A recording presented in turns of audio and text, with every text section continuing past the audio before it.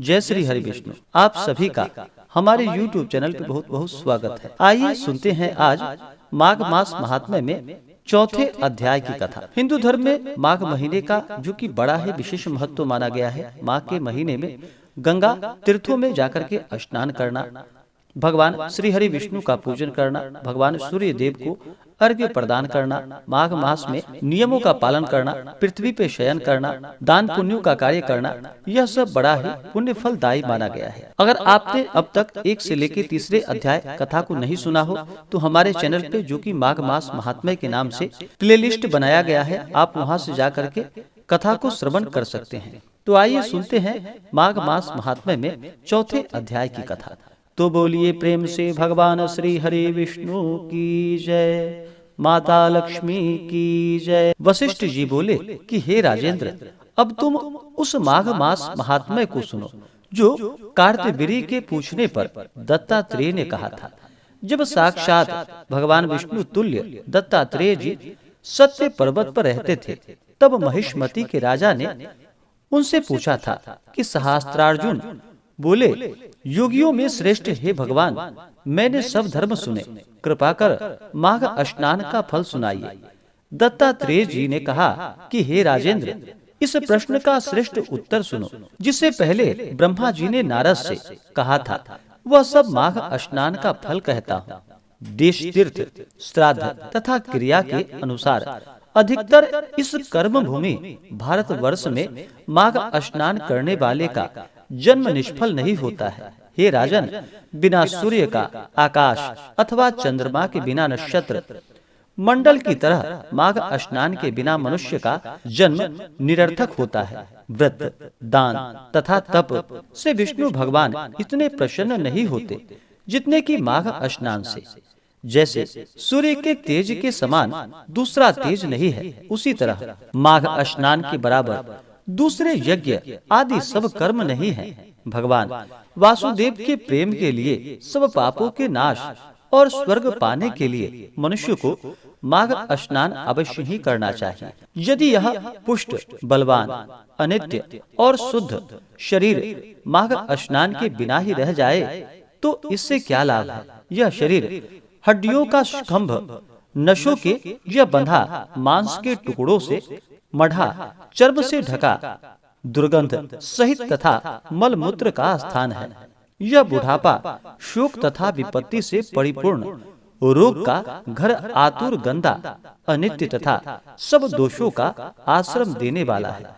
दूसरे को दुख देने से दुखी, दूसरे का द्रोह करने वाला, ईर्ष्या करने वाला, लालची, पिशून, क्रूर, कृतघ्न तथा क्षण भंगुर है। दुष्पूर, दुर्धर तथा दुष्ट, इन तीनों दोषों से पूर्ण अपवित्र पदार्थ बहाने वाली तथा छिद्र सहित इन पापों से मोहित, स्वभाव से ही अधर्म में लीन, सैकड़ों तृष्णाओं से पूर्ण काम, क्रोध, मद, लोभ रूपी नरक द्वार पर स्थित कीड़े और विष्ठा से परिपूर्ण परिणाम में भस्म होकर कुत्तों के काम में आता है।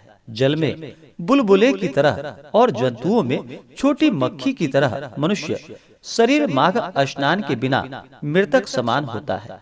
विष्णु भगवान का पूजन न करने वाला ब्राह्मण मरे हुए के समान है। बिना दक्षिणा श्राद्ध व्यर्थ है।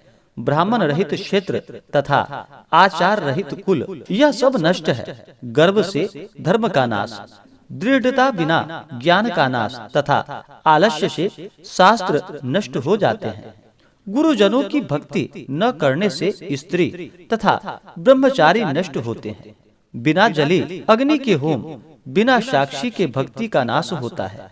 जीविका के लिए रहने वाली कन्या अपने ही लिए भोजन की क्रिया, शूद्र की भिक्षा जिससे यज्ञ किया जाए नाशक है तथा कंजूस का धन व्यर्थ है।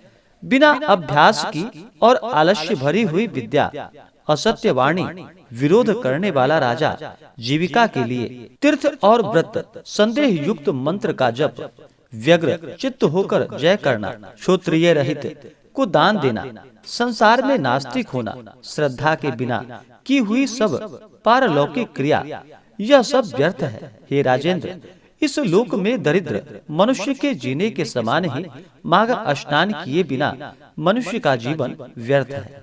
मकर के सूर्य में सूर्य उगने से पहले स्नान न करने वाला कैसे पाप से छुटकारा पाकर स्वर्ग में जा सकता है। ब्रह्मघाती, सोना चुराने वाला, शराबी, गुरु पत्नी गामी, इन चारों का संसर्ग करने वाला ब्रह्म हत्यारा माघ महीने में सूर्य उदय होने से कुछ पहले स्नान करने से पवित्र होता है। मनुष्य के सब उत्पात और मसापातक भी माघ स्नान करने से भस्म हो जाते हैं। माघ स्नान का समय आने पर सब पाप यह जानकर कांपने लगते हैं कि जल में स्नान करने से हमारा नाश हो जाएगा। मेघों से मुक्ति पाकर चंद्रमा के चमकने की तरह श्रेष्ठ मनुष्य माघ स्नान से अग्नि के समान प्रकाशमान हो जाते हैं। वाणी, मन तथा कर्म के किए हुए छोटे तथा बड़े नए पुराने सभी पाप, आलस से जो पाप होते हैं या जान अनजान में जो पाप किए होते हैं, वे मकर के सूर्य में स्नान मात्र से ही अग्नि में समिधा की तरह नष्ट हो जाते हैं। पाप रहित मनुष्य माघ स्नान से स्वर्ग में जाते हैं तथा पापी लोग पाप मुक्त होते हैं। हे नरश्रेष्ठ, इसमें संदेह कुछ भी नहीं करना। हे राजन, विष्णु भगवान में भक्ति करने की तरह पापों को नाश करने के लिए माघ स्नान के करने का भी सबको अधिकार है। यही सबसे बड़ा मंत्र और तप है। संपूर्ण माघ स्नान ही सबसे बढ़कर प्रायश्चित है। जन्म जन्मांतरों के अभ्यास से ही मनुष्यों की इच्छा माघ स्नान करने की होती है। जिस तरह पूर्व जन्म के अभ्यास से ही अध्यात्म ज्ञान तथा अपवित्रों का पवित्र करने वाला बड़ा तप है, उसी प्रकार इस संसार रूपी कीचड़ को धोने की पवित्र वस्तु माघ स्नान है। हे राजन, सभी इच्छाओं की पूर्ति करने वाला माघ स्नान जो नहीं करते वे सूर्य और चंद्र के समान भोग कैसे भोग सकते हैं। इस प्रकार से माघ मास महात्म्य में चौथे अध्याय की कथा पूर्ण हुई। तो बोलिए प्रेम से भगवान श्री हरि विष्णु की जय, माता लक्ष्मी की जय। तो आशा करता हूँ कि जानकारी आपको अच्छा लगा हो। अगर आपने अब तक पिछले अध्याय की कथा को नहीं सुना है तो हमारे चैनल पे वीडियो अपलोड है। आप हमारे चैनल पे जा करके जो कि पिछले अध्याय कथा को सुन सकते हैं, या आगे के अध्याय को सुनना चाहते हो तो हमारे चैनल पे नए हैं तो चैनल को लाल बटन दबा करके सब्सक्राइब करें, साथ में बेल आइकन घंटी को दबाएं ताकि मेरे वीडियो का नोटिफिकेशन आपको समय से मिलता रहे। वीडियो को लाइक करें, शेयर करें। मिलते हैं फिर अगले वीडियो में, तब तक के लिए धन्यवाद।